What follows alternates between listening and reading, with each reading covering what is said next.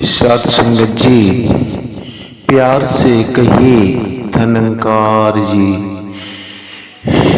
सतगुरु माता सुदीक्षा सविंदर हरदेव जी महाराज की जय। साधु संगत की जय।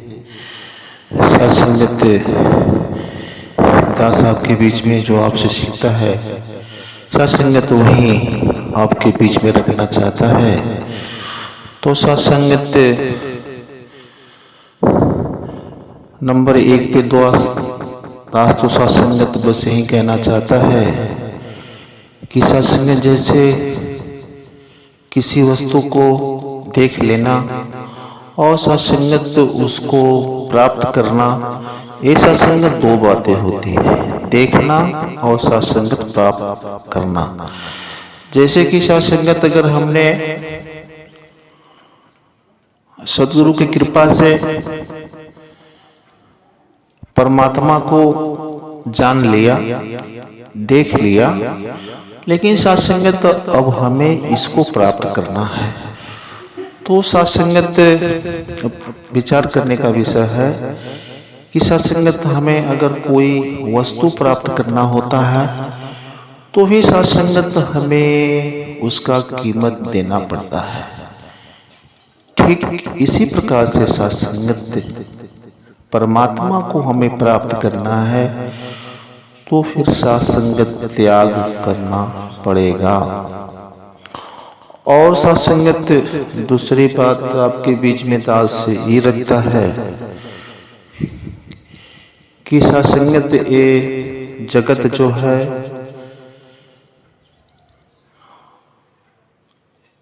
सारे सृष्टि में, सारे घट घट में ऐसा संगत आत्मा है, परमात्मा नहीं। क्योंकि साध संगत सारे महापुरुषों ने अपने आप को दास कहा। और साध संगत आप जानते हैं कि आध्यात्मिक जीवन में आत्मा और परमात्मा की बात आती है। जैसे भगत भगवान, सुख दुख, जीवन मृत्यु, तो साध संगत पिता और पुत्र, सेवक और स्वामी। तो कहने का दास का भाव है कि हम सभी अपने आप को परमात्मा का अंश आत्मा समझे। और साध संगत आप जानते हैं कि साध संगत नदी नदी होती है, समुद्र समुद्र होता है, गंगा जी होती है। और साध संगत आप ये भी जानते हैं कि नदी गंगा जी नहीं बन सकती और साध संगत गंगा जी समुद्र नहीं बन सकता। तो ठीक इसी प्रकार से आत्मा अपने कर्मों से महात्मा तो बन सकती है, लेकिन परमात्मा नहीं। और साध संगत दास तीसरी बात आपके बीच में ही रखने का प्रयास करता है कि साध संगत परमात्मा ने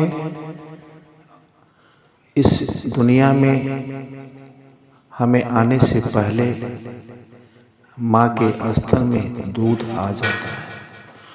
और साध संगत परमात्मा ने हम सभी के लिए, हम सभी मनुष्यों के लिए साध संगत जितना खाने का व्यवस्था किया, साध संगत तो उतना किसी जीव को नसीब नहीं है।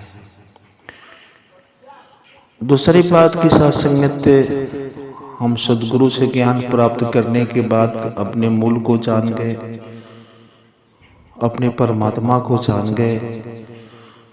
तो दास के कहने का भाव है कि साध संगत नंबर 1 पर हम पहले साध संगत भगत बने, फिर महात्मा बने। दास के कहने का मतलब है कि साध संगत महात्मा संत शाकाहारी होते हैं, तो फिर साध संगत हमें शाकाहारी बनना होगा।